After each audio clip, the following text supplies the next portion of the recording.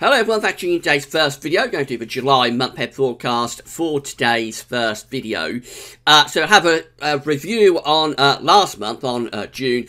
We'll have the July forecast, of course, and then at the end we'll have a sneak peek for August, the final month of the summer. So, just to say about what we did yesterday, we released the NAO forecast for the winter of 2017-2018. That seems to have gone down quite well. You can find that on the actual page for the winter updates and forecasts, which has now been created at Gazweather. So you get to that from the home page. So if you want to see the NAO forecast, then it is there for you. The regular winter updates will begin in September. So not much happening between now and September. Next couple of months, everything will go quiet on the winter. And then we'll begin the proper winter updates from September. Just say later on today, I'll have a video looking at the weather for the next week to 10 days as well. So, just a quick review of June then. We predicted that June 2017 would be another warmer than average month, probably by about a degree or so. We thought. We also thought it'd be slightly more unsettled in June as well. After a long run of dry weather, we thought June might be a little bit on the wetter side. The idea is that the first half would be relatively cool and unsettled, and they're probably hotter and drier in the second half. Well, I haven't got the UK-wide figures in yet for June. We're still waiting for those to appear at the UK Met Office. But we have got the Central England temperature in. And for the CET region, it came out as a very warm month. It came out at 16.0, an anomaly of nearly 2 degrees above average. And this was the warmest June that we've had since 2003, so almost June for a very long time, just beating 2006. I'll have more about that in today's second video. So around 2 degrees above average in the CET region, but if you go further north than that, it probably wasn't as warm. As I said, we're still waiting for the UK-wide figures to come in. So I would suspect we will be closer to around 1 degree above average for the UK, rather than down in the southern and central part of England. In any case, it was a significantly warmer than average month, and it was also a little bit more unsettled as well. We had quite an unsettled start. Then we had a drier spell through the middle part of the month. It did turn hot in the second half of the month as well, so that side of the forecast went quite well. Had a proper heat wave in the second half of June. And then it ended up on quite a unsettled and quite cool note again. So I think overall the June forecast from Gazweather wasn't too bad this time. Maybe underestimating the heat a little bit down in the south. But I think overall it was a fairly reasonable forecast that we did for June 2017. Moving on to July then, this is the CFS V2 700 millibar height anomaly for July 2017, and we find that we've got quite a lot of low pressure around Greenland, so fairly below average heights up there. But for us, it looks like we've got an influence from the Azores high. We've got high pressure out to the west and to the southwest. There's also a shallow trough in across northern parts of Europe. The jet stream is doing something a little bit like that. So, I would assume that for the south, that's a relatively dry signal and probably a fairly warmish signal as well. For the north, it is a little bit more unsettled, and at times all places would be plagued by the jet stream to some degree.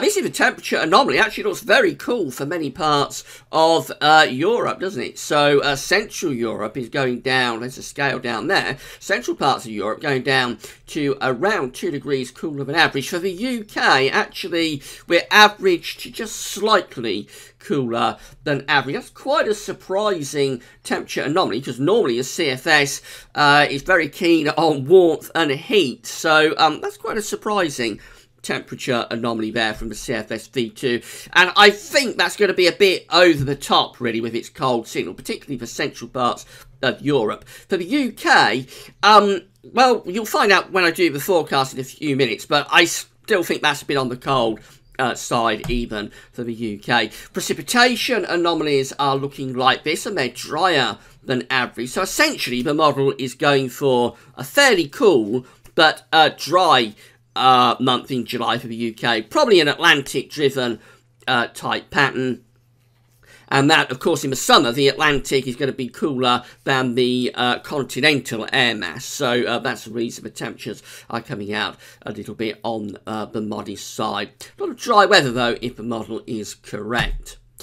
Now, this is the Beijing Climate Centre. These are 500 millibar heights broken down into 10-day periods. The first 10-day period taking us from the 1st through to the 10th of July. We find we've got quite a lot of low pressure, again, below average heights up to the north. We've got this ridge out to the southwest, so that's virtually identical actually to what the CFS-V2 is doing for the month. But remember, this is just for the first 10 days of July. We go through to the next 10 days, and this looks like quite a big improvement. We go from the 11th through to the 20th of July, and we find the heights are rising over to the south and to the west of the UK.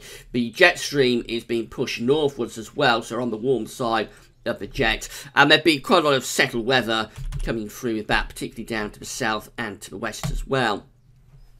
And then we get through to the final 10-day period, and that takes us from the 21st through to the 30th of July, and we find the above average heights then are centering over and to the south of the UK, probably doing something a bit like that with the jet stream. That could be turning things very warm. We could be dragging up the air from the south. So perhaps a similar idea in some ways for July to what we had in June, which is the first half is a little bit cooler and more unsettled, and then the second half turns drier and maybe quite a bit hotter as well. The overall 30-day 500 millibar height anomaly for July looks like this. It's not too bad. Low pressure is up to the north of us. High pressure is down to the south and down to the southwest. The jet stream's generally to our north, but it might still be influencing things across Scotland. It will bring the driest and warmest weather to the south, most definitely.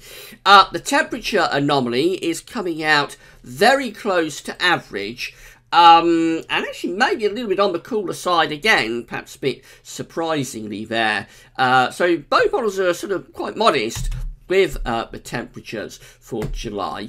And the precipitation anomaly, maybe a little bit surprisingly, for the north it's coming out wetter than average. For the south it's coming out closer to average.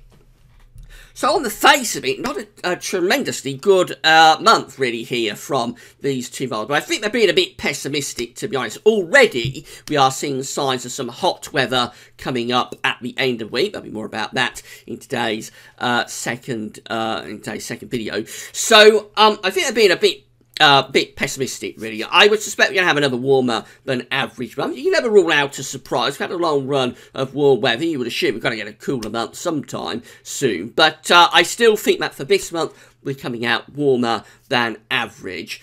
Will it be up to a couple of degrees above average? Because that's around the anomaly that we've been running through this year so far. Well, the models are certainly on the cooler side, so let's move that down to, say, around a degree above average. That's what we went for in June, and we sort of underplayed the temperature that we ended up with. So it might finish up significantly hotter than that. But the models are quite keen on a cooler month. So let's say around a degree above average. Rainfall's quite problematic here. We're in an Atlantic pattern, so I would assume that the north and west is always going to be wetter than the south and the east. But we've got to watch out for thunderstorms, and that gives a lot of regional variation. Once we average it all out, it could well be that we do come out a little bit on the wetter side again. So probably another warm, wet month, really, for many parts of the country. But I think the north and west will always be more unsettled compared to the south and the east, or nearly always more unsettled compared to the south and the east in the north and west. Finally, just having a sneak peek at August, and this is what the CFS-V2 is doing for the 700 millibar height anomaly in August. And if this is right, this is the best of the summer months, because it's placing a big area of above average heights. That's a very big area of above average height, slap bang over top of the UK, and that will be bringing the wind in from the east, which of course is going to be very warm in August. It's going to be dragging the air in from the continent, and there'll be loads of dry weather in with that as well. So that will be perhaps a classic summer month. It's been a long time since we've had a hot August. You have to go back to 2003 since we last had an August with a central England temperature coming out above 18 degrees. So it's a long time since it's had a hot August. Is this going to be the year when we get a hot August? If CFSV2 is right, you certainly wouldn't rule it out with that 700 millibar height anomaly. But we'll think about August more when we get to it in a month's time. Coming back to July, finally, so we're going for another warmer than average month, probably by about a degree above average. The models are a little bit on the cooler side for this month, but I've sort of gone against what the models are showing in some ways. I still think we're probably going to come out above average. It could be substantially hotter than a degree above average, but I'm going to say the models may be along the right lines with a cooler month, just not as cold as models are going. And in terms of precipitation, a lot of regional variation again, I would have thought, but probably on the wetter side, especially so for the north and for the west. We'll see how it pans out when we get to next month's month-ahead forecast. As ever, we will review how the forecast went. And later on today, I say we'll be looking at weather for the next week to 10 days. There is hot weather on the way for the end of the week, so come back for that, find out more this afternoon. That's all for now, and thanks for watching.